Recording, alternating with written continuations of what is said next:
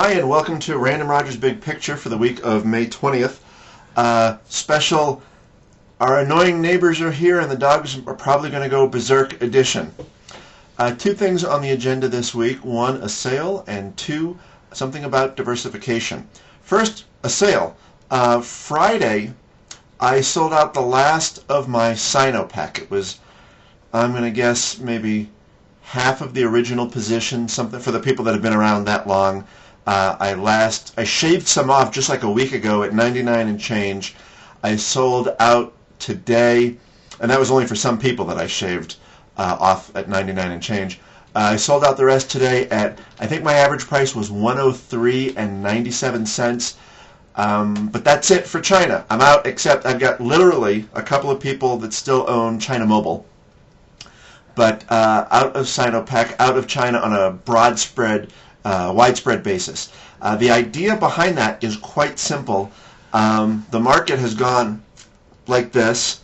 It's tripled since January of 2006, which, if I'm reading the chart correctly, is faster than how long it took the NASDAQ to triple. Think about that.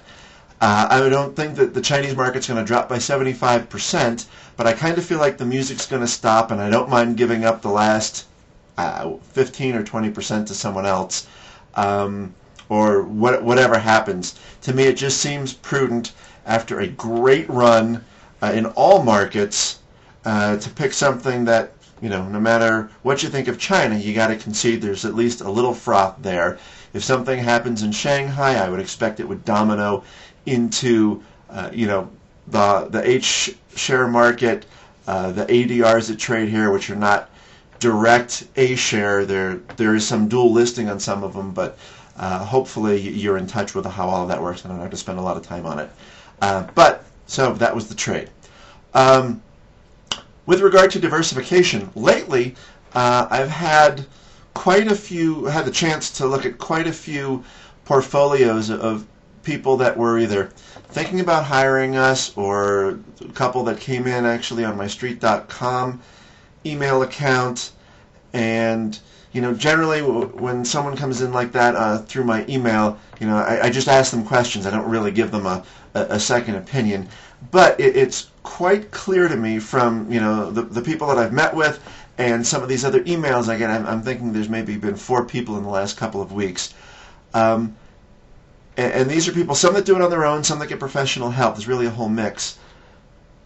The notion of how to properly diversify a portfolio is lost on an awful lot of people. And this includes stockbrokers. One account, I think, was from Jackson Steinem, and the other one, I believe, was from J.P. Marlin Securities. Those are pop culture references. Those aren't real firms. But it's not that difficult, yet it seems to me that it just seems to be missing. The idea of, and here I'm not talking about my narrow definition of what I think diversified is. Here I'm just thinking, covering all the S&P sectors, having some foreign exposure, not being too lopsided relative to the market in any one thing. Obviously, we hear horror stories about people who had half their portfolios in technology or more, and what that did to them. Well, some of the portfolios I've seen, that are worse off have like half the portfolio in 2 sectors. One in particular, I'm not going to even name sectors, had a huge portion in one that has a 10% weight, and another huge portion in a subsector that, if memory serves, is something like a 3 or a 4% weight. And these two together added up to 50% of the portfolio. Now, the person in question, I said, well, do you have some sort of special history or knowledge of these 2 areas? And he said that he did. I hope that that's right. I have no way of knowing. The guy's a total stranger. I really was just asking the question. This is, you can hear what I was talking about, the dogs. This may or may not blow up in the guy's face. I have no idea, but I am telling you that there are a lot of people out there. Now, this differentiates from someone who's not trying to have a diversified portfolio and understands he's not diversified. This really is people that believe that they are diversified, and they aren't. They're making sector bets. They're making cap size bets, all sorts of bets that they don't even realize. It is, if you want a diversified portfolio, if you are one of the people that does, it's crucial one way or another, whether it's your broker or you directly, it's crucial that one way or another you learn how to do it, maybe pick up a book or something. It's not rocket science, but that you do something to make a change. Really study, shell out money for the Morningstar thing.